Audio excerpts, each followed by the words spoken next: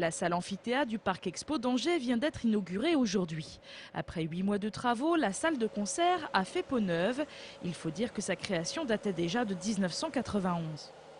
Et au bout de 15 ans, c'est vrai qu'on pouvait envisager une rénovation.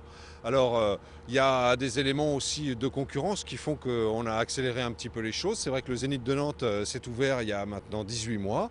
Et donc, il était bien que Amphithéâtre rehausse son niveau. 9 millions d'euros ont été investis dans les travaux par la ville d'Angers. La salle a été sécurisée, mise aux normes et offre, semble-t-il, plus de confort. Si on veut conserver des bonnes tournées, il faut que techniquement, il faut que l'accueil soit parfait, que le confort soit bon, y compris pour les professionnels du spectacle. Mais la priorité a quand même été les spectateurs, avec surtout un nouveau gradinage qui est parfaitement en façade, c'est-à-dire que tout le monde sera face à la scène dorénavant. L'assise est en bois, les assises sont plus larges.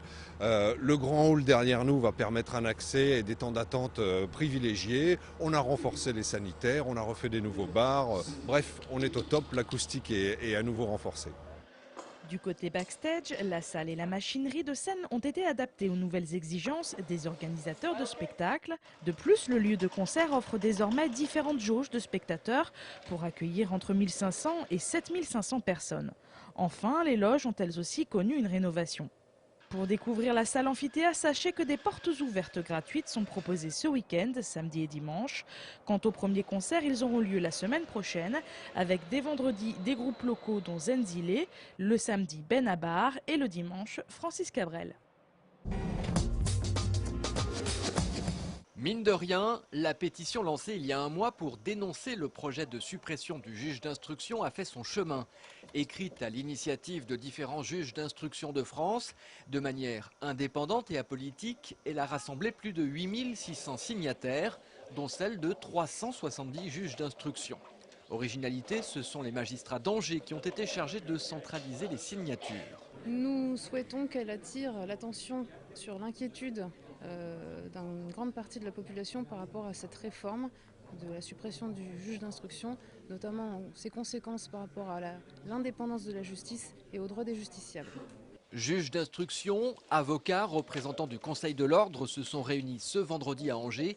Ils font front commun contre cette réforme. Le syndicat des avocats de France est contre la suppression du juge d'instruction telle qu'elle a été annoncée par le président de la République, dans la mesure où le juge d'instruction est un garant des libertés individuelles, en ce que le justiciable, c'est-à-dire le citoyen, peut saisir la justice pour qu'une enquête soit menée. Et par ailleurs, le juge d'instruction est indépendant du pouvoir exécutif. C'est une autorité judiciaire, ce que n'est pas le procureur de la République, qui, dans l'avenir et dans le projet, serait amené à mener les enquêtes. Symboliquement, ils ont remis à différents députés et sénateurs du Maine-et-Loire cette motion pour défendre le juge d'instruction.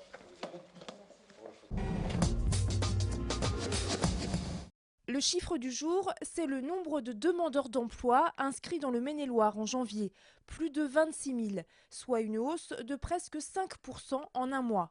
Au niveau régional, la Vendée est le département le plus touché, avec 6% de chômeurs en plus en un mois. Ces chiffres reflètent la tendance à l'échelle nationale. Le nombre de demandeurs d'emploi a augmenté de 90 200 entre janvier et décembre, soit une hausse de 4,3%. Il s'agit d'un record. Le salon de l'agriculture, c'est bien sûr ces 4000 animaux présents à Paris, mais aussi ses produits régionaux.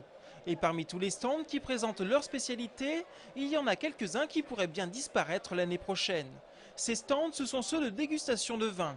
L'Assemblée nationale va en effet examiner une loi interdisant d'offrir gratuitement à volonté des boissons alcoolisées. Quand on voit le nombre de viticulteurs présents et donc l'affluence des consommateurs qui viennent là pour découvrir des produits qui font partie de la culture française, enfin, moi viticulteur, je pense que c'est carrément une aberration. Si on ne se prendrait pas mieux pour détruire notre métier, quoi.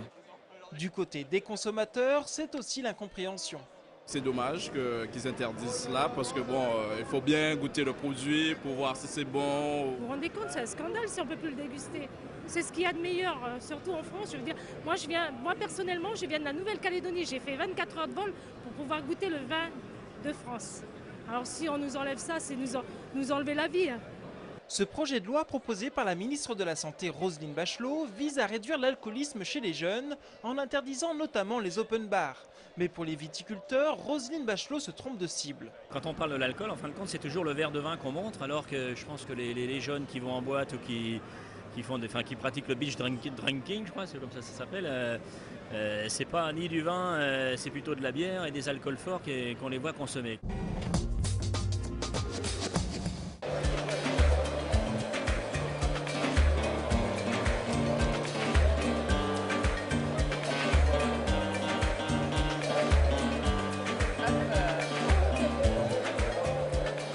Elle est photographiée, touchée et même dessinée par de jeunes admirateurs.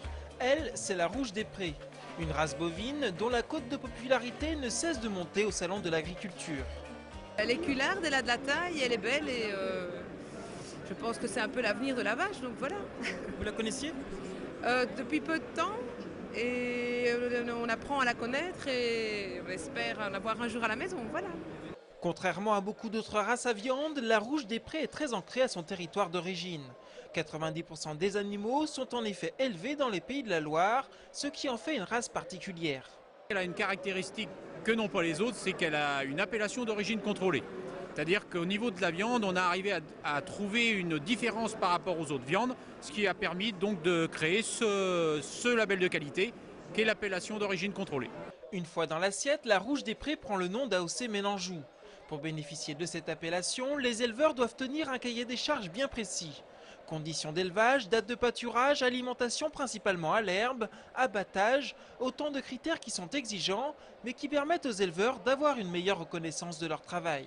Là aussi, c'est un signe de qualité des éleveurs. Donc c'est nous qui décidons un petit peu de comment on fait et à quel prix on le vend, quasiment. Donc ça nous permet de décider nous-mêmes, sans avoir... en ayant le moins possible d'intermédiaires. Ce qui est derrière tout ça, c'est quand même la qualité de vie d'un certain nombre d'éleveurs, de leur famille, de toute une filière. Et en étant capable d'insister à la fois sur les qualités gustatives, sur les qualités propres à la Rouge des Prés, c'est sûr qu'on renforce une filière qui est une des forces de notre département. Avant d'arriver dans l'assiette, il faut 3 ans à 3 ans et demi d'élevage. Un travail de longue haleine, mais qui donne apparemment satisfaction à ses consommateurs. Excellente. Mais elle est très bien cuisinée aussi. Ça, c'est important.